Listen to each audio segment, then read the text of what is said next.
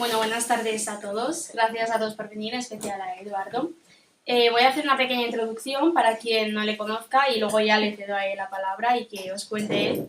Es economista y profesor en la Universidad Autónoma de Madrid. Estudió Economía y Administración y Dirección de Empresas en la Universidad de Málaga y luego terminó siendo doctor en Economía y Empresa por la Universidad Autónoma de Madrid. Y además se especializó luego con un máster en Economía Internacional y Desarrollo en la Complutense. Y bueno, fue asesor de Economía y Hacienda del Ayuntamiento de Madrid junto a Carlos Sánchez Mato desde enero de 2016 hasta diciembre del 2017. Es miembro del Consejo Científico de la Asociación por la Tasación a las Transacciones Financieras y Ayuda al Ciudadano y del Consejo Científico de la Fundación Europa de los Ciudadanos. Ha realizado numerosos cursos de periodismo, de formación para el debate, políticas de empleo, globalización. Ha contribuido a la escritura de capítulos de libros, artículos, ha dado conferencias en congresos. También es colaborador habitual de programas de televisión, pues en La Sexta Noche, Más vale tarde, Las mañanas de 4, Todo es mentira, La mañana de Televisión Española, como experto en materia económica. Y ha escrito 3 libros, el primero en 2017, Desmontando los mitos económicos de la derecha, guía para que no te la den con queso. En el 19 publicó 919 días, si se podía, como el Ayuntamiento de Madrid puso la economía al servicio de la gente. El último, que es el que viene a presentar hoy, fue publicado hace un año y es La otra economía que no nos quieren contar, teoría monetaria moderna para principiantes. Así que bienvenido y cuéntanos un poco cómo surge la idea de hacer este libro, de qué va, de qué nos cuentas. Pues nada, muchísimas gracias por la cariñosa presentación y completa presentación. También, por supuesto, muchísimas gracias a la organización de Izquierda Unida por invitarme a venir aquí a presentar un libro que, bueno, fue publicado hace un año, pero desde luego que no ha perdido vigencia porque hace un año la inflación no era lo que nos preocupaba o no era lo que más nos preocupaba, pero el libro iba de inflación. Así que tuve esa mala suerte de hablar, o buena suerte, depende de cómo se mire, ¿no?, de hablar de algo que hoy día nos preocupa, ¿no? Y por supuesto también muchísimas gracias a vosotros y vosotras por estar aquí. Yo espero que después de esta exposición tengamos un intercambio de palabras, una especie de coloquio, pues para hacer cualquier comentario, crítica, sugerencia que se os pueda ocurrir. El motivo de la publicación del libro es muy sencilla. Aunque tenga un nombre, o mejor dicho, un subtítulo del libro que es un poco feo y árido para la gente normal y corriente, porque es Teoría monetaria moderna para principiantes, y claro, eso suena muy poco atractivo. En realidad el título del libro sí da mucho más juego, o al menos a gente que esté poco especializada en el mundo de la economía, porque es la otra economía que no te quieren contar. Y ese es básicamente el hilo conductor de todos los libros y contenido que he creado yo, ¿no? Que consiste en combatir la ideología de derecha que se materializa en forma de economía. Porque, por ejemplo, creo que nosotros en ese mundo, y hablo de nosotros como gente de izquierda, preocupada por el futuro, por el devenir, que tenemos un proyecto más o menos claro, un proyecto político más o menos claro de antiimperialista, anticapitalista, también somos feministas, ecologistas, pero cuando nos preguntan cómo vamos a llevar a cabo nuestro proyecto político, ese al que me acabo de referir, y se nos pregunta por los recursos económicos, cómo lo vamos a financiar y tal, siempre acabamos fallando a la hora de justificar nuestra postura, de justificar nuestra estrategia, ¿no? Y esto no es que sea culpa de nosotros, es simplemente que venimos con un ambaje histórico en el que nos han vapuleado. Hablo del mundo académico. La derecha, sobre todo tras la caída del muro de Berlín, pues arrasó en el ámbito cultural y sobre todo en el académico. En el mundo de la economía antes se tenía la asignatura de análisis marxista, era obligatoria en las facultades de economía. Ahora es que ni como optativa. O sea, si alguien lo quiere estudiar, no puede, porque simplemente arrasaron. Yo tuve un profesor en la Universidad de Málaga, donde estudié economía, que lo decía de esta forma, creo que es muy representativo. Él decía, ya tenía unos cuantos años, llevaba unos cuantos años en la universidad, y decía, yo cuando llegué a la facultad de aquí de Económica en Málaga, dice, yo era de centro, dice, yo era de centro, y ahora soy de ultraizquierda y yo no me he movido en el baremo ideológico, es que todo el mundo se ha ido a la derecha, y eso es lo que representa la victoria ideológica de la derecha en el mundo de la economía. Y esto, claro, como os digo, se acaba llevando a todos los ámbitos de la vida, porque si tú enciendes la tele y tienes a economistas de derecha que están pim pam, dando su veredicto como si fueran científicos con bata y dando pues una especie de recetas sagradas que hay que respetar, como si no hubiese otro tipo de opinión, luego eso lo acaba repitiendo la gente, te lo acabas encontrando en las cenas de Navidad, en las barras del bar, en cualquier ámbito, todos los economistas que se han formado en las facultades de economía acaban repitiendo ese mantra, nos encontramos como, sin necesidad de utilizar la violencia, acabamos totalmente derrotados en el ámbito de la economía, ¿no? Nos faltan argumentos, nos encontramos totalmente avasallados, ¿no? Entonces, el objetivo de este libro, así como de otros que escribo, ¿no? Y también de contenido que tengo en las redes sociales y en otros ámbitos, es el de combatir estos mensajes, ¿no? Y voy a poner algún ejemplo. Yo creo que aquí todos somos conscientes de por dónde van los tiros, pero en la crisis anterior, y me refiero a la de 2008, se nos decía que no había alternativa a la austeridad, y eso lo repetían por activa y por pasiva, hasta que, claro, era un mensaje dominante y cualquiera se atrevía a impugnarlo. Ahora, afortunadamente, eso ya está mucho más combatido, ya no es un consenso, hasta los altos dirigentes políticos del Banco Central Europeo y del Fondo Monetario Internacional ya no lo respetan a pie juntillas, sino que son mucho más flexibles, más que nada porque no le ha quedado más remedio, ni siquiera es porque es una victoria de la izquierda, ¿no? Sino porque los acontecimientos le han empujado a ello. Pero sí que con la nueva crisis pues nos podríamos encontrar, con esta nueva crisis me refiero no solo del COVID, sino ahora del episodio inflacionario, con algunos mensajes manidos como, bueno, la inflación ha sido creada porque el Estado se ha pasado gastando, ¿vale? Esto es un mantra entre la derecha y es absolutamente falso. Y mi libro va a la raíz de esa cuestión de cuidado que la inflación es un fenómeno político de distribución de renta, es una lucha de poder para ver quién se queda con mayor parte del pastel, no es nada más que eso. Luego lo adornan, ¿no? Sí, es una fórmula matemática por aquí, una ecuación económica por acá, pero en realidad es un conflicto distributivo de cómo se reparten los recursos, ¿no? Entonces, ese es básicamente el objetivo del libro, que creo yo que, aunque tiene algunos aspectos que son bastante técnicos, por así decirlo, creo que utiliza un lenguaje muy pedagógico, muy divulgativo. Hay gente que me ha dicho que se lo ha leído de recorrido, a lo mejor me hacían la pelota simplemente y no era verdad, pero desde luego yo creo que si hay un contenido que suele ser árido y difícil de entender, ¿no? La inflación, ahora estamos mucho más familiarizados con ella que hace 5 años, por ejemplo, ¿no?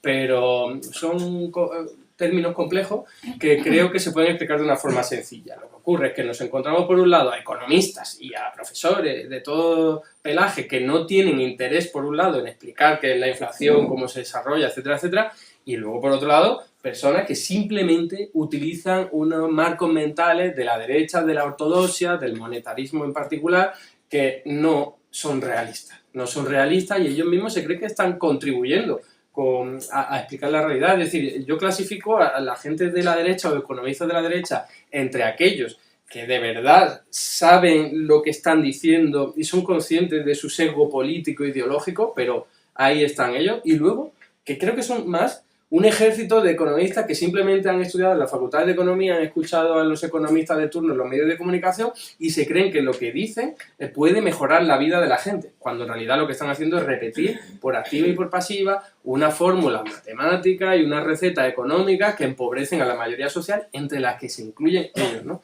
Entonces, utilizar este tipo de libros creo que ayuda a abrir, aunque sea la mente, ¿no? Por un lado, fortalecer ese proyecto político de izquierda que yo decía, esas herramientas. ¿Nosotros queremos empleo para todo el mundo? Pues se puede hacer y se puede explicar muy fácilmente. La economía al fin y al cabo no es tan complicada como lo intentan hacer vender, por los motivos que he comentado, ¿no? Y luego también el de llegar a un público que se nos suele escapar, que no está tan politizado, tan ideologizado como nosotros y que se acaba creyendo esas mentiras, ¿no? Entonces, por responder a tu pregunta de una forma un poco extensa, pues esa sería mi respuesta. Has mencionado de la inflación, por mucha parte de medios y de la derecha, dicen, pues como bien has dicho, que la inflación viene porque el gobierno ha gastado mucho, porque los bancos centrales han hecho mucho dinero. ¿De dónde viene esta inflación? ¿Cómo se puede combatir? Vale, es una pregunta muy interesante porque yo creo que es la clave de la cuestión en la que nos encontramos hoy día. porque como si fuésemos médicos, ¿no? ¿Qué receta damos o qué tratamiento médico adoptamos? Pues va a depender del análisis clínico que hagamos. Entonces, si tenemos un análisis y un diagnóstico erróneo, pues tendremos también recetas y tratamientos equivocados, ¿no? Entonces, lo primero, todas las inflaciones o hiperinflaciones que ha habido a lo largo de la historia, me estoy remontando incluso hasta el Imperio Romano, que hay contrastadas y corroboradas situaciones inflacionistas importantes, se deben siempre a una escasez de falta de recursos naturales. Puede ser porque haya habido una sequía, puede ser porque haya habido un conflicto político, puede ser porque haya un cambio de sistema económico importante, como por ejemplo en la Unión Soviética, que de la noche a la mañana cambiaron de sistema y los que había en las empresas públicas soviéticas no tenían ni idea de a quién le tenían que comprar las materias primas, porque eso eran directrices de los propios burócratas. Entonces, cuando se quedan sin esas indicaciones, dicen, ¿y ahora qué hago? Entonces, eso tiene un impacto importante en la cadena productiva y se produce menos. Cuando tú tienes mucha menos producción, por lo que os decía, sequía, guerra, conflicto político, por un cambio importante del sistema económico, tienes muy poca producción y en realidad la misma cantidad de dinero que antes. Y por lo tanto hay mucho dinero en comparación con los bienes y servicios que hay a la venta. Pero claro, lo importante es entender que el problema no ha sido que se han pasado creando dinero, sino que ha caído de golpe la cantidad de bienes y servicios que hay a la venta. Y como resultado hay mucho dinero en circulación, pero no porque se haya creado, sino porque en comparación con la cantidad de bienes y servicios hay muy pocos. Entonces, ¿qué puede ocurrir? ¿O qué se nos puede ocurrir a nosotros? ¿Qué ha ocurrido recientemente que haya afectado enormemente a las cadenas productivas de todo el planeta? Es una pandemia mundial histórica impresionante que ha paralizado la economía de todo el mundo y sobre todo de la fábrica del mundo, que es China y el sudeste asiático en general, durante meses. Y además recordemos, nuestras economías capitalistas quizás se nos ha hecho corto porque enseguida al menos la mayor parte de la economía, la parte más importante, la hemos puesto en marcha rápidamente, más o menos, ¿no? Pero es que en China no. China ya sabéis que tiene una política todavía de 0 casos, en el momento en el que haya solo un contagio, todo cerrado. Y estamos hablando de que China tiene los 8 puertos más importantes del mundo son chinos. Entonces, en el momento que hay un caso de COVID, cierran el puerto durante 2 semanas. Y eso es, en términos de comercio internacional, una barbaridad, porque se te acaban acumulando los contenedores en todos los puertos y no pueden volver a comerciar con esas otras economías que están comprando productos industriales, materias primas, hidrocarburos, súper importantes, porque, claro, los productos más volátiles son los alimentos y otro tipo de materias primas como los hidrocarburos. Estoy hablando de petróleo, gas natural, etcétera, etcétera. Si ahora de pronto, por esta paralización o parálisis de la economía, empieza a ponerse en marcha, pero muy lentamente, ¿vale? Porque parar la maquinaria económica es muy fácil, ¿no? Tú le das al off y ya está, la gente se va a su casa y tal. Ahora, vuelve a ponerla en funcionamiento. No es tan fácil como darle al on. Necesitas tiempo para que arranque, para que la gente se habitúe otra vez, para que, aunque tu actividad empiece a funcionar, tengas la otra con la que trabajas también funcionando a pleno rendimiento. Y eso es lo que ha provocado cuellos de botella. Un montón de contenedores en los puertos de China, cuellos de botella en el sentido que llega la materia prima, pero esa actividad está cerrada, no solo porque haya medidas de restricción de movilidad, como acabo de comentar en China, muy importante, sino también por muertes, enfermedades. Es que hay muchísima gente en el mundo que ha dejado de trabajar precisamente por eso, a la que hay que añadir la gente que se ha prejubilado porque tenía miedo de contagiarse y de acabar falleciendo, teniendo una enfermedad grave por culpa del virus. Entonces, y esto algunas personas lo han llamado incluso la gran dimisión, porque mucha gente ha preferido pues, quedarse en su casa, prejubilándose antes de tiempo o teletrabajando. Entonces ha sido un cambio drástico en el modelo productivo internacional que ha generado cuellos de botella. Y estoy hablando de mitad de 2021, ¿vale? En el momento en el que ya poco a poco las economías empiezan a funcionar más o menos con normalidad, con sus idas y venidas, por supuesto debido a las olas del COVID, pero y la demanda, importante eso también, cambió, ¿vale? La demanda es la capacidad agregada, es una palabra muy fea económica para referirse a la capacidad de consumo de la gente, capacidad de consumo, y eso cambia en el sentido en el que todo lo hemos vivido recientemente, cuando hemos estado confinados en nuestras casas, no hemos podido viajar. no hemos podido irnos de compras a determinados sitios, no hemos tenido espectáculos ni actividades recreativas, muchos servicios en los que se requería contacto personal están directamente prohibidos. Entonces, si no podíamos destinar dinero a ese tipo de servicios, lo hemos destinado a otros. Y todos de aquí seguro que lo hemos vivido. Aparatos tecnológicos para en casa comunicarnos con nuestros familiares o con el propio trabajo, aparatos de gimnasia porque estamos mucho más tiempo en casa, cualquier aparato de cosméticos, las redes sociales, ¿vale? Un montón de productos que son manufacturas. Entonces, cuando mucha demanda se dirige, que antes se dirigía a ocio, a servicios de los que estaba hablando, de turismo y tal, de pronto se dirige hacia un sector que está sufriendo cuellos de botella por culpa de lo que he comentado, ¿no? Del comercio marítimo, pues hay mucha más demanda que oferta. Es decir, se produce un cuello de botella, pero no, importante recordarlo, no porque los estados hayan dado muchas ayudas, no porque los bancos centrales hayan creado mucho dinero, porque si lo pensamos, los bancos centrales están creando dinero a mansalva, sin ningún tipo de sentido, totalmente criticable, desde el año 2008, billones de euros y de dólares, y en ningún momento surgió la inflación, al revés. Hubo miedo que hubiese deflación, que es lo contrario, que caigan demasiado los precios, y además en mitad de la pandemia los precios estaban hundidos. Entonces, ¿cómo no pueden decir algunos economistas de derecha, que afortunadamente en este caso sí que son minoritarios, ¿vale? El consenso académico reconoce, estoy hablando del Fondo Monetario Internacional, el Banco Central Europeo, el Banco Mundial, reconocen que el problema de la inflación ha sido originado por cuellos de botella en el sector productivo? No porque los estados hayan creado mucho dinero, pero ahí está la derecha pudiendo señalar cada vez que puede que la culpa es de los estados, que han gastado mucho y que ha habido mucho ERTE, que se ha dado mucho ingreso mínimo vital, que Trump en Estados Unidos dio un cheque familiar a no sé qué, y en realidad si lo pensamos no tiene sentido, porque los estados han gastado mucho más, esto es evidente, a nadie se le puede escapar, que lo que gastaban antes, pero para mantener las rentas de la gente. Es decir, si la gente tenía 100, ingresaba 100, 100, 100, de pronto ingresa mucho menos y el Estado aparece para aportar un poco, para que no se mueran de hambre, básicamente. Entonces, eso no puede explicar la inflación. No puede explicar la inflación porque su lógica es: la gente tiene mucho más dinero, va a las tiendas y los de las tiendas y las empresas dicen: ostras, si la gente tiene mucho más dinero, elevo los precios. Esta es la cantinela de siempre que se utiliza, que además es muy intuitiva y fácil de entender, lo puede entender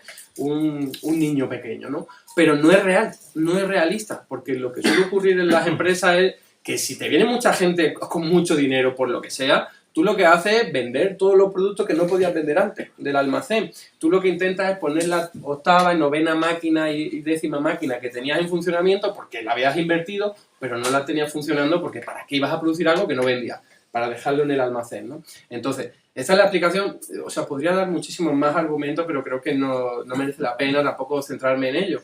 Pero básicamente, por resumirlo, la causa del episodio inflacionario es la pandemia. En ese primer momento inicial, a mitad del año 2021, que si no hubiese habido una guerra de Ucrania, quizás ya estaría resolviéndose, ¿vale? Porque hoy día cuando vemos los fletes marítimos, todavía están colapsados. Recordad que los viajes por mar son de muchas semanas, sobre todo si vas desde China a la otra punta del mundo. Y cuando se te han acumulado los contenedores, que tú no tienes capacidad industrial para volver a sustituirlos, es muy caro. Además, los cargamentos también es difícil, los barcos es muy difícil volver a ponerlos en marcha y tener nuevos, ¿vale? Es una cuestión de años incluso, pues todo se ralentiza y te tardan mucho más en llegar, pues sobre todo, como decía, materias primas, alimentos, hidrocarburos, pero también componentes electrónicos que han empezado a fallar en el último año, que es lo que explica que algunos aparatos o productos como los vehículos y las tarjetas gráficas y los teléfonos nos tarden más en llegar, que es lo que explica que estén aumentando de precio.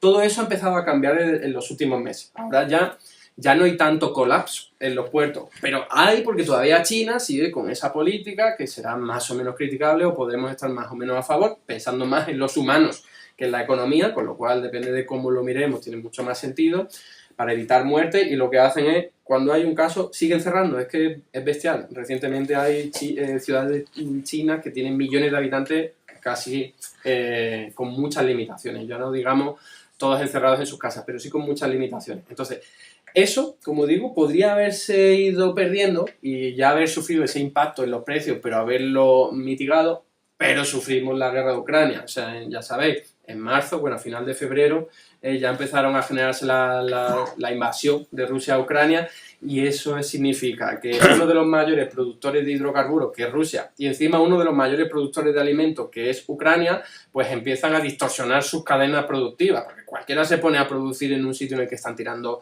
misiles, para empezar, ¿no? Y a eso, muy importante, porque esto no es revelado nada en absoluto, pero sí lo siguiente probablemente.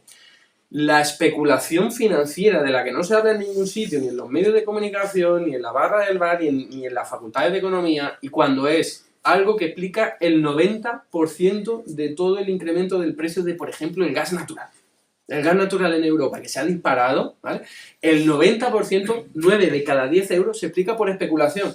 Y no lo digo yo, lo dicen las empresas energéticas y algunos estudios independientes que han realizado. Y es muy sencillo de ver. O sea, el precio se te ha disparado muchísimo, pero no tiene ningún tipo de relación con la demanda y oferta real. Es decir, ahí lo que hay son inversores financieros que dicen, ostras, esto va a subir de precio, yo estoy ya ojeando que ahí va a haber un conflicto político entre Rusia y Ucrania, lo que hago es comprar ahora barato y lo vendo caro.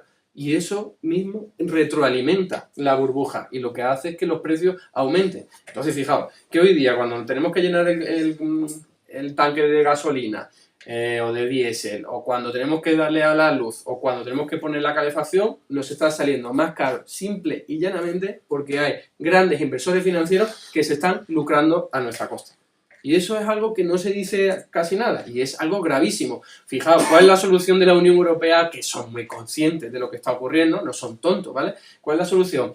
¿Prohibir o limitar la especulación financiera? No, lo que están ahora trabajando, que vendrá bien, pero es claramente insuficiente, es topar ese índice del gas natural europeo, que es el TTF, que se calcula para los Países Bajos. Entonces es como, vale, si están especulando sobre un índice, lo que hacemos ahora es toparlo, un poco como lo de la excepción ibérica, ¿no? Se topa y entonces, claro, los precios no pueden subir tanto. Pero esa no es la solución es acabar con todos los buitres financieros que lo que están haciendo es disparar los precios. Entonces, por terminar con esa pregunta y resumiendo, la inflación ha sido provocada por cuellos de botella en el mercado internacional debido a esas interrupciones por culpa de la pandemia, que se ha agravado mucho por culpa, primero, de la guerra y luego de la especulación financiera, que lo que ha hecho ha sido agravar todavía las cosas.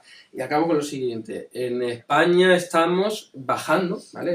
Estamos estamos experimentando una reducción de la inflación, que no llevamos 3 meses en los que la inflación está bajando. No quiere decir que los precios estén bajando, lo que quiere decir es que se están frenando, están creciendo más lento. Y en cambio todavía en la Unión Europea, esto ha pasado en Estados Unidos también, pero en la Unión Europea todavía no, todavía siguen con la inercia de crecer los precios, ¿no? Y esto tiene muchos motivos, ¿vale? Pero uno de ellos es la excepción ibérica. La excepción ibérica, que es una medida desastrosa, que tiene muchas limitaciones, muy mejorable, hay que reconocer que al menos un 15% más o menos de media ha abaratado la factura eléctrica. Si no la tuviésemos, imaginaos cómo estaría, porque ya está muy cara, ¿no? También ha habido políticas del propio gobierno, ni que decir tiene que sin Unidas Podemos no hubiesen salido adelante, ¿vale? Como, por ejemplo, la reducción del precio del transporte público, los descuentos que ha habido en ese mundo. Incluso el descuento de los combustibles ha venido muy bien, aunque no sea la mejor medida, pero ha venido bien para reducir la inflación. Y la reducción del IVA a la electricidad. Todas esas son medidas aplicadas por el propio gobierno que han permitido que la inflación en España pues sea más baja, o que vaya creciendo más lento, mejor dicho, los precios, ¿no? Y también hay que tener en cuenta que hemos sufrido una inflación el año pasado muy importante en los meses de octubre, noviembre y diciembre, y la inflación se calcula, esto es una cuestión aritmética muy simple, se calcula en un mes comparado con el año anterior. Entonces, en octubre hemos calculado la inflación octubre de 2022, comparando con octubre de 2021, donde ya lo tuvimos muy alto. Entonces, simplemente por una cuestión aritmética, nos sale un poco más bajo, porque en otros países, en octubre de 2021, todavía no había tanta inflación. Entonces, cuando lo compara, le sale más grande. Pero en realidad todos estamos pues experimentando esta oleada de inflación que en algún momento se va a reducir, sí o sí, a no ser que la guerra de Ucrania empeore o que nos veamos en un conflicto más serio. Has mencionado que las empresas, al final las grandes empresas son las que se están lucrando y beneficiando a causa de esta inflación, están subiendo los precios mucho más de lo que deberían para absorber al final el incremento de los costes, sobre todo debido a la luz. Al final el sistema está controlado por una élite minoritaria y los grandes perjudicados, una vez más, es la clase trabajadora, que es la mayoría. ¿Qué se podría hacer para dar un giro a esta situación? Muy interesante eso porque lo revelan todo. Otra cosa de la que se habla poco, ¿vale? Aunque los sindicatos intenten poner el dedo en la llaga ahí, se habla poco de que, y no lo he mencionado yo ahora directamente, ¿vale? Pero, porque no es del todo lo más importante, pero cuando uno va a ver los datos de beneficio, cuál es el resultado de beneficio, de incrementos salariales, pues ya sabéis que todo precio de producto se puede dividir, haciéndolo de una forma muy simple, entre los salarios, que son los costes de producción, y luego los beneficios, que es lo que se llevan los empresarios. Cuando uno va a ver los datos agregados en su conjunto, se da cuenta de que las empresas españolas han aumentado mucho más los beneficios que lo que han aumentado sus costes de producción. Es decir, todo el mundo puede entender que si ahora a las empresas les sale más caro comprar la energía, comprar las materias primas, es normal que tengan que aumentar los precios, porque si no, no van a tener los mismos beneficios que antes, incluso puede llegar a tener pérdida. Hasta ahí todo lo podemos llegar a entender. El problema es que lo han aumentado más, porque han aprovechado. Estoy generalizando con todas las empresas. Luego, cuando bajan al detalle, no todas las empresas lo han hecho, evidentemente, ni todos los sectores. Los sectores que se han llevado a palma son las energéticas, los bancos, ¿vale? Y las constructoras, pues las de siempre.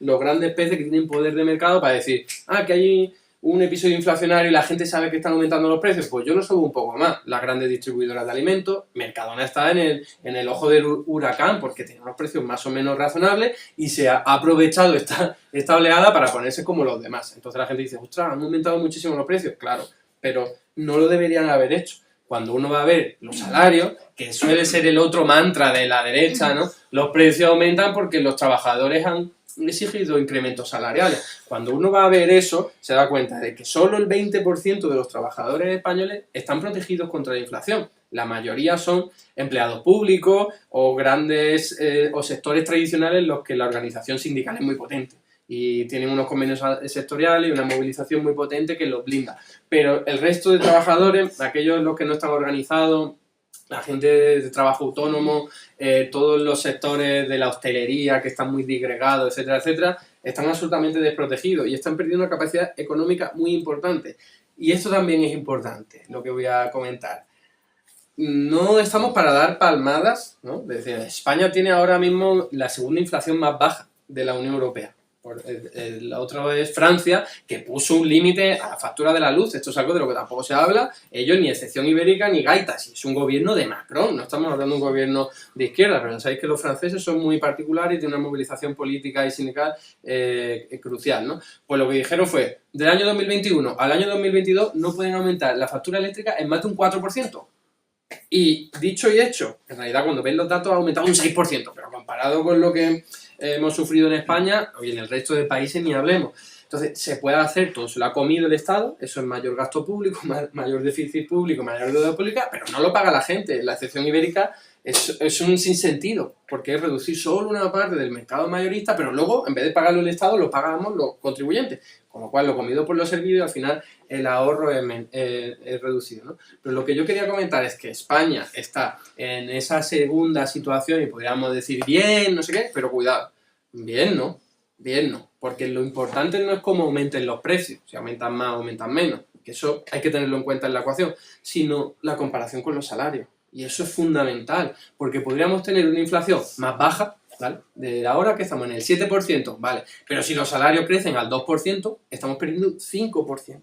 Si en Alemania tienen una inflación del 10%, que es peor que la nuestra, pero sus salarios aumentan mucho más y se cubre a mucha más parte de la población porque está protegida por los derechos laborales, ellos están mejor que nosotros. Y hablo de clase trabajadora. Entonces, cuidado con quedarnos solo en el dato de la inflación, porque los alemanes, y no he puesto el ejemplo por casualidad, están más protegidos que nosotros. No todos los alemanes, no todos los sectores de la clase trabajadora, pero en términos generales sí. Y esto, bueno, hay gente que culpa a los sindicatos y seguramente responsabilidad tiene, pero sobre todo viene pues esta, ¿cómo decirlo?, esta derrota que hemos tenido desde la izquierda durante tantos años en los que se ha desmovilizado la clase trabajadora, no hemos sido capaces de soportar todas las embestidas que ha dado la derecha del gobierno, incluyendo el PSOE. Entonces, claro, ahora tenemos una clase trabajadora debilitada que le dice, aumenta la inflación y ahora estamos luchando ahí porque no nos aumenten un poquito los salarios y eso es una pérdida. ¿Qué se podría hacer? está claro, ¿no? Por un lado, al menos en términos económicos, en términos políticos ya sabéis que es todo mucho más complejo y yo no voy a arrojar nada de luz aquí, pero desde luego la solución tiene que ir por la batalla política. A los pensionistas porque no les tocan ni un pelo, pues porque son la movilización más potente de todas. O sea, las pensiones se van a revalorizar al IPC. Es verdad que no exactamente al nivel del IPC y han hecho una estratagema para hacer una media con las tasas interanuales del IPC de todos los meses, pero aún así es una gozada. Es decir, que todos querríamos ser pensionistas en materia de protección de nuestras rentas, ¿no? En cambio, el resto de colectivos pues no tienen tanta fuerza y la clave es movilizarse, es estar organizado, es dar la batalla. Y recientemente tenemos el ejemplo de la sanidad, ¿no?, pública, donde se han movilizado, en el caso de Madrid, que ha sido muy sonado, pero es que esa es la única solución. Creo que es la primera vez que Ayuso ha perdido una batalla comunicativa, porque las otras, bueno, con sus barbaridades y tal, a su público le ha ganado, pero esta vez ni siquiera a su público lo ha logrado, y eso gracias a la movilización. Entonces, eso por un lado, y luego por otro lado, y termino con esto, límites en los precios. Límites en los precios. Yo he puesto ejemplos de Francia. ¿Por qué en Francia tienen menos inflación? Habréis escuchado y sabéis perfectamente que en Francia hay muchas movilizaciones, pero no por la factura de la luz, es por los combustibles, donde ahí no han hecho prácticamente nada, ¿vale? Han hecho un descuento como nosotros y tal, pero allí a la mínima de cambio le montan una tremenda, ¿no? Pero con la luz ellos están encantados, si solo ha aumentado un 6%, pero fijaos cuáles son los otros países que han visto su inflación más reducida. Japón han llegado a un acuerdo, el Estado, que funciona como un Estado capitalista muy raro, porque es corporativo e integra a las empresas privadas y tienen una interlocución tremenda, llegaron a un acuerdo con todas las grandes empresas y dijeron, no vais a aumentar los precios, nosotros vamos a dar ayuda, no vais a tener pérdidas, pero no vais a aumentar los precios. Y en inflación, en Japón, la inflación no supera ni el 4%, ni el 3%. También es una sociedad acostumbrada a que desde los años 90 los precios no suben. En el momento que una empresa sube los precios es como un deshonor, ¿vale? Los japoneses funcionan de una forma muy diferente a la nuestra y no se atreven a dar el paso. Pero aún así está el Estado detrás. Otro ejemplo, Suiza. Suiza tiene una inflación que no supera el 3%, ¿vale? Que sea una economía que tiene los precios muy, muy elevados de por sí. En realidad una clave ha sido que el Estado, las primas de seguro, de sanitario, los ha congelado, porque estaban subiendo mucho y de pronto dice, se acabó, esto no puede aumentar. O sea, ha habido políticas muy agresivas y muy valientes en materia de precios. ¿Os imagináis qué hubiese ocurrido aquí en España si tuviésemos la sanidad privada en su inmensa mayoría? O sea, los precios no nos habrían disparado. Poco se habla de las virtudes de la sanidad pública en materia de protección frente a los precios. Porque, joder, ahora sale más caro la luz de los hospitales y de todos los centros sanitarios, pero no nos están aumentando los precios, porque es una sanidad pública universal, gratuita y de calidad, al menos todavía, ¿no? Entonces, eso es súper importante. En otros espacios, como digo, en Suiza, ha sido directamente limitado. Y luego otro ejemplo, un poco más alejado, Bolivia, la inflación más baja de toda Latinoamérica. Que ir a ver por qué, que es lo que nos va dando las pruebas de por dónde deben ir los tiros. Pues nacionalización de todo el sector petrolero. Claro, Bolivia es otro ejemplo, es un país infradesarrollado, pero joder, si sabemos que están utilizando ese tipo de políticas y que funcionan, porque sí, tienen superávit por cuenta corriente, tienen petróleo, se lo pueden permitir, pero la solución va por ahí, va por controlar las grandes empresas energéticas, poner límites en los precios, y en Bolivia también poner límites en los precios de los alimentos. Llevan mucho tiempo haciéndolo, y en España es algo que en el momento que luego mencionó Yolanda Díaz y también mi hermano, bueno, pues se lanzaron aquí al cuello, ¿cómo vas a limitar los precios de los alimentos? Bueno, pues en realidad eso lo ha hecho Estados Unidos multitud de ocasiones, que no es el país más comunista que digamos, y le ha ido muy bien. Ya estoy hablando de la crisis energética de los años 70, incluso de la Segunda Guerra Mundial, y son políticas que funcionan. Así que, y termino con esto, hay que controlar los precios. A ver, si fueran para toda la vida, quizás habría que pensárselo, porque supone un gasto público importante. Pero como esto, por el propio análisis que estoy comentando, es algo meramente temporal, hasta que lo peor de la pandemia pase en materia de cuellos de botella, pues tú durante eso peor de la ola limitas los precios. Tú los limitas y ya cuando baje, ya todo eso vuelve a su normalidad. Lo que no tiene sentido es hacer como se está haciendo ahora, países los más liberales del mundo, o de Europa, Estonia, Letonia, Lituania, se están comiendo con patatas todo el incremento de los precios y allí como los gobernantes son, no, lo mejor es no hacer nada, pues toma inflación del 20 y pico por ciento que están sufriendo cada mes. O sea, una bestialidad. Eso es lo que conducen las políticas neoliberales. Así que está claro, la solución es limitar los precios y no solo de la energía y de... porque no lo he hablado, ¿vale? Estoy hablando mucho, termino ahora.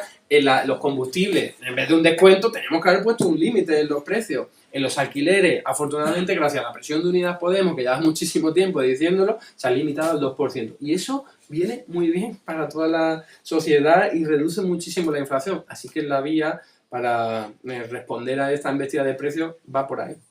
Nos dan los ejemplos. Voy a cambiar un poco de tema a otro tema económico también que, bueno, siempre es de actualidad, que son los impuestos. Hay muchos mitos, muchos bulos sobre la subida, la bajada de impuestos, que no recauda, dónde van. De hecho, el mantra de la derecha es que hay que bajar los impuestos, ya está, sin más. Y bueno, esto al final genera mucho miedo, mucha incertidumbre, entonces quiero que nos hables un poco, pues, exactamente de esto, de a dónde van los impuestos, para qué sirven, porque es verdad, por ejemplo, que se destinan al gasto público, si se bajan los impuestos se reduce en los servicios públicos. Pues efectivamente la derecha siempre da esa receta naif, además la derecha no solo de España, en general toda la derecha de casi todos los países, como para cualquier problema, la solución es reducir los impuestos. Y eso es una catetada, es un simplismo impresionante, porque ya es que solo tener un mínimo de rigor en el mundo de la economía, ya tienes que decir, a ver, ¿qué impuestos? Porque hay 800.000, todos sabemos, hay algunos que afectan más a las clases más adineradas, hay otros que afectan más a las que menos tienen, entonces empieza por ahí, empieza preguntando qué impuestos estás pidiendo que bajen. Fijaos en la reciente experiencia en el Reino Unido, ¿no? La nueva Thatcher que nos querían vender, Liz Truss, pues lo que hizo fue reducir los impuestos. Es verdad que hubo por ahí alguna reducción que afectaba a todo el mundo, pero la inmensa mayoría de la reforma fiscal beneficiaba a las grandes empresas, a los bancos, a los banqueros, porque ahí ya se le fue la pinza lo que dijo, ¿no? Las limitaciones que tenían en los bonos los banqueros ahora se quita y que puedan ganar lo que quieran. En un momento de crisis eso es que ni siquiera políticamente es aceptable por sus propios votantes, ¿no? Pero todas las reducciones a las grandes fortunas, a los grandes capitales, no tenían ningún tipo de sentido. Ya sabéis, el tipo marginal máximo lo fulminó. Dijo, ya no el 45%, ahora todo el mundo al 40%. En un país que tuvo una tasa, un tipo marginal del 95%, ¿vale? En la época de los Beatles, ¿no? Yo no soy muy fan de ellos, aquí seguramente sí más de uno, pues tenéis que saber o recordar que en los años 80, ¿vale? Que por cada uno de los discos de Beatles que se vendían de más, el grupo y la discográfica solo ganaba 1 libra de cada 99, ¿vale? Es en el tipo máximo, porque ya habían ganado mucho. Los tipos marginales lo que sí supone básicamente que no haya grandes concentraciones de riqueza. Ya eres rico, ya por cada 100 libras que ganes, pues 90 y pico las pagas al Estado, ¿no? Entonces, yo creo que es donde hay que poner el acento nosotros desde la izquierda, en que los impuestos, lo importante de ellos no es la recaudación, eso nos debería dar igual, o al menos dejarlo en un segundo lugar. Lo importante es el impacto redistributivo que tenga, es decir, si nosotros nos remontamos al origen de los impuestos, me estoy remontando muy lejos, lo sé, pero podríamos hablar incluso de Mesopotamia, con el imperio sumerio, los pueblos de Sumeria, lo que lograban era crear tributos simplemente para redistribuir la renta y la riqueza. Es que en realidad los impuestos siempre se han creado por eso. Los impuestos son un sinónimo de civilización. Allí en aquellas zonas en los que los impuestos se han reducido a importantes niveles, lo que han aparecido siempre han sido mafias. Siempre han aparecido organizaciones criminales que a raíz de la fuerza han dominado y han doblegado a los pueblos más vulnerables, ¿no? Entonces los tributos lo que hacen es reducir, por un lado, la capacidad excesiva económica de los grandes capitales y los grandes poderes y redistribuirla a través de diferentes fórmulas para el resto de la población, pero no en términos monetarios. Yo quiero que me sigáis aquí un poco, precisamente hago mucho hincapié en el libro. En el libro de lo que hablo es que lo importante no es el dinero, sino los recursos naturales. Vamos a ponernos en el caso de Sumeria o el antiguo Egipto, que todos lo tenemos más visualizado en nuestra mente. Cuando los grandes faraones o los religiosos de la época, que eran quienes controlaban el poder, ¿no? Siempre utilizando la religión para mantenerse en el poder y mantener privilegios, querían a lo mejor construir las pirámides, lo que hacían no era darme dinero, oro o lo que fuera, y yo luego lo pago así, para nada. En realidad lo que hacían era, oye, la población que quiera trabajar en esto, le vamos a exigir, le vamos a recompensar, perdón, con una serie de pagos, que en aquel momento pues eran, os podéis imaginar, fruta, cebada, pieles, algo muy básico.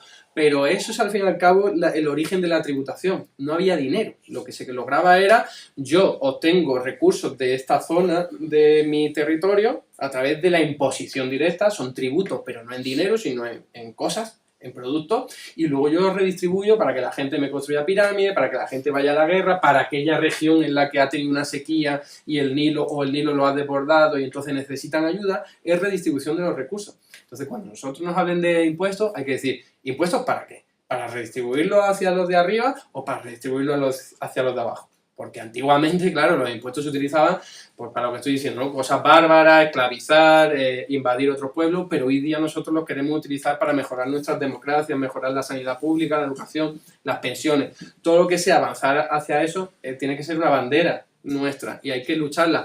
Pero que no caigamos en la trampa, y esto es de lo que más hablo en el libro, que no nos mareen o nos confundan diciendo, no, que no hay suficiente dinero, que no hay suficiente, o que hay demasiado déficit público, deuda pública y no se puede. No, eso es caer en su trampa, ¿no? Hay que saltarse esa limitación o ese obstáculo que nos ponen, porque ahí si entramos en un callejón sin salida. Nosotros lo que tenemos que decir, no me cuenten milonga, que se ha creado dinero para salvar a la banca por más de 60.000 millones de euros, pues si lo han creado de la nada, para eso se puede crear de la nada, para mantener la capacidad adquisitiva de los pensionistas, para mejorar y reforzar la sanidad, ¿no? Ahora nos hemos encontrado, después de la manifestación en Madrid, Ayuso diciendo, bueno, Ayuso no directamente, pero algunos cargos del PP diciendo, es que esta gente está pidiendo milagros si no hay suficiente dinero. Lo primero es empezar, a ver, no me contéis milonga porque estamos gastando, como os estaba diciendo, no solo de la ayuda a la banca, sino que cada año estamos gastando más de 11.000 millones de euros en dar ayudas a la Iglesia Católica. O sea, si ese dinero te parece necesario y suficiente, ¿por qué no un poquito más para otras cuestiones? O, en gasto militar ahora, madre mía, se aprobó hace poco, muy poquito, un crédito presupuestario de 11.000 millones de euros, que es una bestialidad, ¿vale? Un poquito menos, para compra de fragatas militares, para compra de drones militares, para cosas que nos hacen muchísima falta porque todos sabemos que Putin mañana nos va a invadir aquí, ¿no? Entonces, sé que eso es un terreno pantanoso en el que me meto, pero desde luego lo que no podemos permitir es que si nos dicen que hay dinero suficiente y no hay problema para la guerra, ¿por qué nos van a decir que no hay dinero suficiente para la sanidad, educación, pensiones, etcétera, etcétera? Entonces, cuando nos hablen de no, los impuestos, no hay suficientes recursos, hay que decirles, el dinero es una cuestión política, igual que lo que hablamos de la inflación antes. Si quieres que haya dinero para algunas cosas, eso es una cuestión de voluntad. El dinero, recuerdo, se crea a libre voluntad. Están los bancos centrales creando billones de euros. Ahora han parado porque han aumentado los tipos de interés y la guerra de Ucrania ha disparado un poco la inflación y están asustados. Pero en realidad se han creado billones de euros, billones.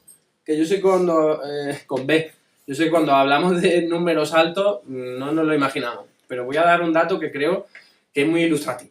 Desde el año en el que supuestamente nació Jesucristo hasta la actualidad, no ha pasado ni 1 billón de segundos.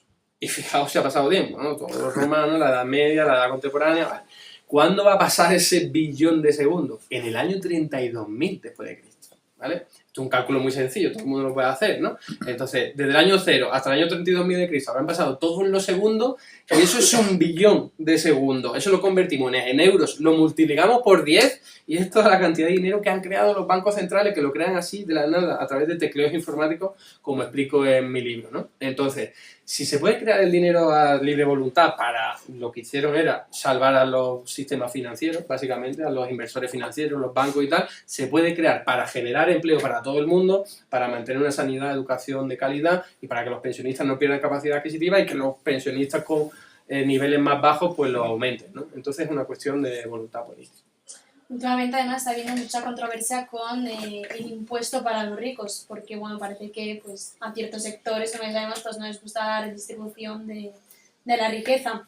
Y además siempre se habla de un salario mínimo, está muy bien, pero nunca se habla de un salario máximo, por ejemplo. Ujú. De hecho, el tipo ese marginal al que yo me refería, de los Beatles, funciona como una especie de salario máximo, ¿eh? Si alguien está ganando dinero a través de ventas de discos, tú le pones un tipo marginal, eso es mucho más sutil que poner una renta máxima, ¿vale? Yo recuerdo a mi hermano en el año 2015, en la campaña de Izquierda Unida, que llevó y se hizo muy sonado en los medios una renta máxima. Pero mi hermano siempre me decía, es que esto es un error. Claro, no lo decidía solo él, sino que hay una forma más sutil, menos rompedora para la gente normal, de decir, no, que los más ricos ya no puedan ganar a partir de determinado nivel, porque eso es muy delicado y la verdad es que es complicado ganar la batalla ahí, ¿no? La batalla al menos comunicativa. Pero si tú dices aumentar el tipo marginal, que es algo mucho más sutil, que es cuando, oye, ya alguien está ganando mucho dinero, pues le pones un tipo marginal del 90% y ya no hay incentivo a enriquecerse. Y de hecho lo que están logrando es, aparte de aumentar las arcas públicas, es reducir la concentración de la riqueza. Que eso es fundamental. Yo no lo he mencionado ahora hablando de los impuestos, me viene genial que lo haya sacado, porque si nosotros miramos los países más desarrollados del mundo, todos tienen niveles reducidos de desigualdad y unos impuestos muy elevados, sobre todo en las capas altas y sobre todo también en las fórmulas de capital, no solo el trabajo. Pensad que en España, si nosotros tenemos un salario, pagamos proporcionalmente más impuestos que el que gane dinero vendiendo acciones o simplemente con los dividendos de las acciones.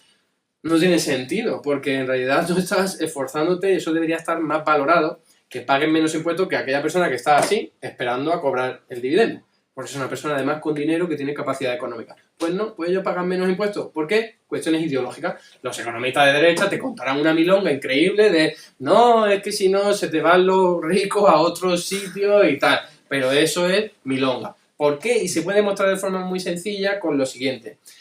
El tipo marginal, que sería el tipo máximo de estas rentas a las que me estoy refiriendo, la renta de capital, como dividendo, como los ingresos por alquiler, ¿vale? Los rentistas, básicamente, en España está muy por debajo de la mayoría de países del mundo, perdón, de Europa, ¿vale? En Europa tenemos Dinamarca, Francia, Alemania, que graban mucho más la renta. Entonces, ¿por qué no están todos los franceses, alemanes y tal en España, si tenemos un tipo más bajo? Pues obviamente porque no es tan sencilla la cuestión. No es como siempre nos han contado que los ricos se van allí donde se pagan menos impuestos. Entonces hay que incidir mucho en eso.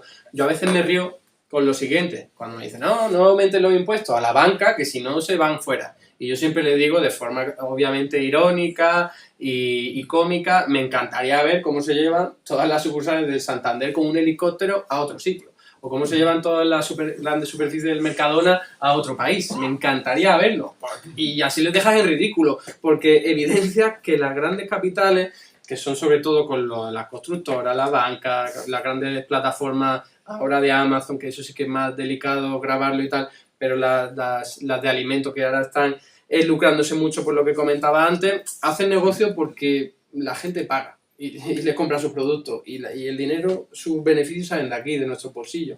Entonces hay que cambiar un poco el chip ese en el que nos han metido de que sí, que los ricos necesitamos su dinero. ¿Que necesitamos su dinero de qué? En realidad su dinero viene de nosotros cuando compramos su producto y la fuente de sus beneficios está en nuestro poder. Entonces eso es clave. Y relacionando con lo otro que he comentado antes, el Estado crea el dinero. El dinero no lo crean los ricos. Nosotros no necesitamos el dinero de los ricos para financiar la sanidad. Nosotros queremos que los ricos paguen más impuestos porque es de justicia fiscal y viene mejor para desarrollar nuestra economía. Ya he dicho que las más desarrolladas son también las más igualitarias. Los países nórdicos, como ejemplo, Suiza, etcétera, etcétera. Pero nosotros no necesitamos mendigar a los ricos para financiar nada, porque el Estado crea el dinero. Por decirlo de otra forma, los ricos no pueden tener euros en sus bolsillos si primero no lo ha creado el Estado, que es el único que puede crear los euros. Todos vosotros y vosotras tenéis aquí euros en vuestros bolsillos, vuestros monederos y tal. Eso ha salido de una institución pública. Entonces, en realidad, el razonamiento es siempre el inverso al que nos cuenta. Siempre nos dicen, porque es intuitivo, es lógico, es obvio, es razonable que nos lo creamos, que primero tiene que generarse el dinero en una especie de sector privado y luego el Estado, como una especie de parásito, lo absorba con un impuesto y luego lo utilice para otra cosa. Pero el ciclo es al revés. El ciclo es al revés. Para que ese empresario tenga dinero en su bolsillo, primero lo ha tenido que crear la institución pública. Y yo sé que esto suena muy raro, que está diciendo este tío, está chalado de la cabeza. Yo os invito a que os hagáis con el libro, no necesariamente comprándolo, sino que os lo presten o leyendo cosas que también están en internet de forma sencilla, para al menos darle una vuelta a eso. Porque yo la primera vez que lo leí, y de esto va el libro, yo también dije, pero ¿qué me están contando? Era un economista estadounidense, Warren Mosler, y yo lo leía y decía, o este tío está diciendo locura, o me han engañado toda la vida en la facultad de económica. Y al final fue lo segundo, fue lo segundo. A mí me habían engañado, pero yo dije, bueno, voy a darle una oportunidad. Este tío estará loco, pero habrá que entender cómo funciona su mente. Cuando uno empieza a leer y tal, dice, ostras, es que no tengo forma de refutarlo. Es que lo que está diciendo es verdad. Y eso es lo que intento también trasladar en el libro. O sea, romper la cabeza a la persona que lo lee con este tipo de cuestiones de el Estado no necesita impuestos para financiar sus gastos públicos. Lo necesita para otras cuestiones, para dar valor al dinero, para redistribuir la capacidad económica, pero para financiar las pensiones o cualquier gasto público, no, en absoluto.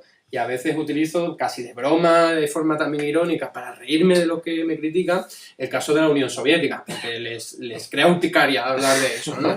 Pero le digo, la Unión Soviética apenas había sector privado y lograron convertir una economía que era apenas feudal y agraria, un nivel de desarrollo muy reducido, a hacerle competencia en apenas unas décadas a la potencia económica mundial que es Estados Unidos. Y lo hicieron sin sector privado. Entonces, ¿qué me estás contando de que se necesita un sector privado para financiar el sector público? Eso es mentira. Eso es algo que hay que atacar porque creo que también que está en el corazón de la ideología de derecha y donde normalmente nos tuercen el brazo, porque la izquierda normalmente ha dicho, no, aumentamos los impuestos a los ricos, que se lo pueden permitir, las grandes empresas, eso está muy bien y hay que hacerlo, pero no para financiar nuestras cosas, porque queremos más justicia fiscal. Yo hago mucho hincapié eso en el libro.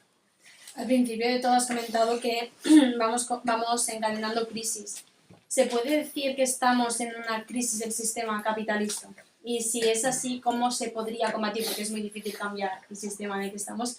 ¿Cómo se podría combatir a través de medidas que beneficien a la clase trabajadora? Bueno, eso es una pregunta mucho más compleja y tiene una respuesta también mucho más compleja de todo lo que estoy diciendo aquí. En la fiesta del Partido Comunista me hicieron la misma pregunta, ¿no? Estamos viviendo crisis del sistema económico capitalista y yo respondí, ya no lo voy a hacer, pero yo no me marearía con esa terminología o con esas cuestiones que son casi más filosóficas que económicas, porque es verdad, si uno utiliza, por ejemplo, lo que aparece en el Capital de Marx y en todos sus ensayos, puede hacer un hilo conductor entre todas las crisis económicas que hemos vivido a lo largo de la historia y decir, joder, aquí es que parece que el sistema económico es inestable per se y es porque a los grandes empresarios, que son los que tiran de toda la economía, cada vez les sale más difícil obtener una rentabilidad. Entonces, en el momento en el que ya no pueden, nos aprietan las tuercas, con lo cual al final acaba petando, ¿no? Y en realidad, como digo, uno puede encontrar el hilo conductor y darle una explicación, pero yo creo que no es necesario, ¿vale? Se puede dar, si alguien está y le gusta ese esquema mental, perfecto, porque funciona. Pero, por ejemplo, con el caso del COVID, no. El caso del COVID ha sido una crisis casi extraeconómica, originada por un virus, ¿no? Por una cuestión sanitaria, y ahora la espiral inflacionaria por una cuestión también extraeconómica que sería prácticamente bélica, ¿no? O militar. Entonces, como a mí no me gusta mucho enredarme ahí, pues no suelo hablar de ello, pero sí, o sea, yo reconozco que se puede ir utilizando la terminología marxista o no, o cualquier otra, y simplemente, ¿cómo decir?, concluyendo que el sistema económico es de todo menos estable, que está todo el rato entrando en crisis, que la única forma de salir de las crisis es apretándonos cada vez más las tuercas, que hace 40 años era diferente, ¿no? En la época dorada del capitalismo, porque la mayor parte de la tarta económica se la quedaba a Occidente, y ahora lo que tenemos son competidores gigantescos en tamaño, sobre todo, en población. Ya sabéis que hemos llegado ya a 8.000 millones de personas. China, India, Sudáfrica, Brasil, Indonesia, que ganan un poderío económico también, pero, ¿cómo decirlo?, también político, cultural, que lo que hace es que la tarta que tenemos en el planeta la acaba repartiéndose entre otros agentes, ¿no? Ya nos queda menos a los demás, sobre todo a los de siempre, a los de Occidente, sobre todo porque se deslocalizan también fábricas, proceso productivo que acaba en estos países. Entonces, sí, estamos viendo crisis sistémica sin parar, que ya nos dan en la clave de que este sistema económico no puede mantenerse, pero, y acabo con lo siguiente, yo creo que la crítica más potente, más feroz, que no tiene ningún tipo de respuesta, porque la del marxista, como estoy diciendo, ¿no?, utiliza terminología marxista, aparte que hay gente que no te va a entender, hay otra gente que le va a entrar urticaria otra vez. El problema es que es todo muy difuso y es difícil entender eso, ¿no? Es más filosófico que económico. Pero si aterrizas en una cuestión que Marx, por cierto, abordó también, que es el problema medioambiental, le hace jaque mate. Hace jaque mate a cualquier economista de derecha. ¿Por qué? Porque ¿cómo te dan la respuesta a que un sistema económico capitalista que necesita crecer por su propia definición, ¿vale?, necesita cada vez producir más cosas, ¿cómo demonios mantienes eso en un planeta que tiene recursos finitos? Que sí, energía renovable, no sé qué, pero los recursos naturales son los que son. Y que pues, la gente no estará pensando en irse al fondo, al océano marítimo a extraer recursos naturales o irse a asteroides, ¿no? Porque hay mucha ciencia ficción al respecto y no dudo que haya gente que lo crea. Pero desde luego eso rentable no es. Así que cuando alguien le dice, ¿cómo demonios mantienes este sistema? Hoy mismo he leído a Daniel Lacalle, un economista de derecha, absolutamente deleznable en sus planteamientos, ¿vale? Totalmente partidario de Ayuso y antes de Esperanza Aguirre, o sea, un máquina, como podéis imaginar, diciendo que no teníamos suficientes recursos naturales, minerales, para realizar la transición energética. Y es que tiene razón. Pero él lo hace con el objetivo de decir, no hay que hacer transición energética, lo que hay que hacer es seguir con nuestro capitalismo aquí de combustibles fósiles y si le dice, pero oye, ¿qué pasa con la evolución del ser humano y los equilibrios ecosistémicos? A eso no responde, no, eso son mentiras, el cambio climático es una invención, ya pasará, ¿eh? Pero en realidad, porque salen ahí por peteneras faltando a la verdad y a la ciencia, pero cuando tú a alguien con un mínimo de sentido común y de rigor le dices que este sistema no puede mantenerse por una cuestión biofísica, no tienen respuesta, porque la única solución es decrecer en el consumo de recursos naturales y de vertidos de residuos y de emisiones de gases de efecto invernadero, no hay otra solución. Entonces yo siempre intento llevármelo por ahí porque creo que lo entiende más gente. Crisis del sistema sí, porque no hay posibilidad física de seguir creciendo. La situación de la Unión Europea a raíz de la inflación, de las medidas que se han tomado, pero hay mucha gente escéptica en cuanto a pertenecer a la Unión Europea y también a la zona euro.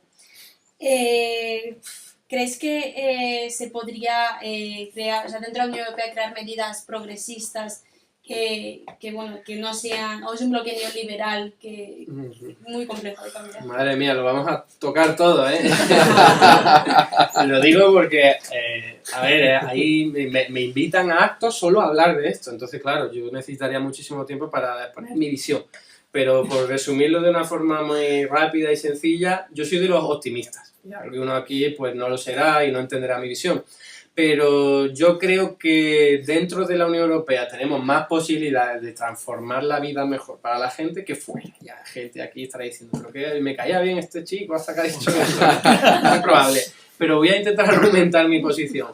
Porque la Unión Europea no es un ente fijo, ultra neoliberal que no cambia. De hecho, en el año 2008 con la crisis, o sea, nos vieron por todos los lados, sobre todo a Grecia, a Italia, a España y tal. Y eso ya hoy día no lo hace. O sea, las cosas han cambiado, ¿eh? La Unión Europea sigue siendo deleznable en su planteamiento y ultra neoliberal. Hasta ahí estamos de acuerdo, pero no son tan punkis, no son tan locos como hace unos 10 años solo, ¿eh? Entonces, el sentido común, incluso de la Unión Europea, ha cambiado a mejor. Entonces, yo creo que esto es un síntoma de optimismo de que costará mucho, si es que algún día se logra, cambiar la Unión Europea para que sea más de izquierda, pero desde luego las vías alternativas, que es romper con el euro, romper con la Unión Europea, creo que son mucho más delicadas, sobre todo en términos económicos. Tener una moneda única tiene muchas ventajas. Por supuesto, el problema no es que tengamos una moneda única, es que tenemos una Unión Europea, una eurozona que funciona con planteamientos neoliberales dominada por Alemania y nosotros nos llevamos la peor parte. Pero si tuviésemos una moneda única que funcionara de otra forma, como muchas veces soñó Keynes, por ejemplo, después de la Segunda Guerra Mundial, pues la cosa sería muy diferente. Yo creo que salirnos y desintegrarnos al menos en materia económica con la Unión Europea, te genera muchos más problemas, sobre todo políticos. ¿Cómo vendemos en un país que llegó a la democracia casi a la vez que se integró en la Unión Europea, que nos queremos salir de la Unión Europea? Es que es muy difícil, aunque tengamos razón. En materia comunicativa y política lo tenemos muy difícil, porque la gente asocia a la Unión Europea a la democracia, en buena medida con parte de razón.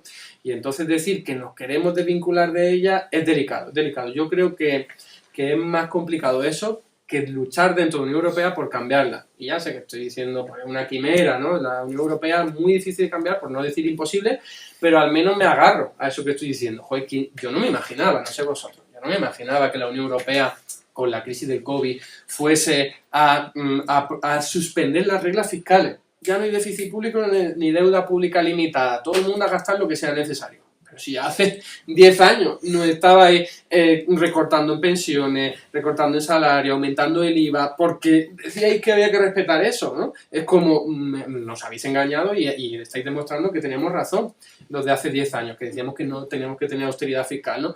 Pues yo eso no me lo esperaba. Es verdad que no nos queda más remedio, ¿no? La economía totalmente colapsada por culpa del virus y tal, no nos quedó más remedio, no es porque se hubiesen convencido desde la izquierda, pero es que como los acontecimientos les han llevado a eso, y ahora la guerra de Ucrania es como más gasto militar porque Rusia no sé qué, no sé cuánto, pues ahora de nuevo ya no sirve, ya dinero a expuertas para esto, para defensa, primero para sanitario y ahora para defensa. Entonces como demonios, nos estáis demostrando que teníamos razón, ¿no? Entonces yo creo que hay gestos, hay cambios que son importantes, no son nimios, quiero pensar que no son solo temporales, que nos dan un poco de esperanza. Y ya sé que este tema es complejo, por eso he dicho que no quería decirlo todo muy rápido, porque a alguno le caeré mal o no le caeré tan bien a partir de esto. Pero digo, es complejo, da para hablar mucho y es muy interesante.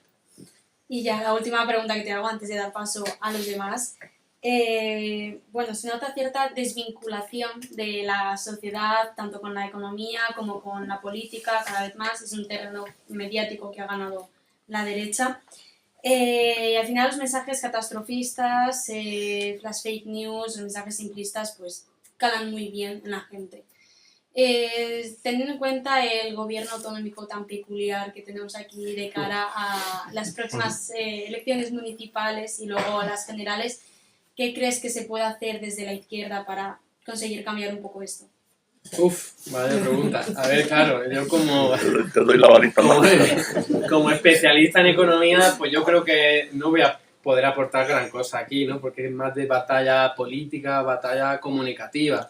Sí que veo que cada vez los bulos son más eficaces, son más numerosos y cada vez más eficaces, desgraciadamente, porque lo vemos claramente también, con vuestro gobierno aquí en la comunidad, pero también veo que hay mucha confrontación, y eso es muy interesante, porque antes, al menos, si un medio de comunicación de los grandes, antes de las redes sociales y tal, nos metía un bulo, nos lo comíamos con patata, era mucho más difícil darle respuesta, porque lo único que nos quedaba era ir a la calle, ir a los centros de trabajo, movilizarnos como sindicatos, como organización civil, pero llegábamos a donde llegábamos. Ahora con las redes sociales hay muchos bulos que se están logrando desmontar, y yo ahí digo, olé, en parte por Twitter, que ahora a ver cómo acaba Twitter, porque es probable que vaya a desaparecer esta misma semana incluso, pero yo he visto, y vosotros también lo habréis visto, a grandes comunicadores de la derecha, como Joaquín Prat, dar marcha atrás y reconocer que les han metido un bulo,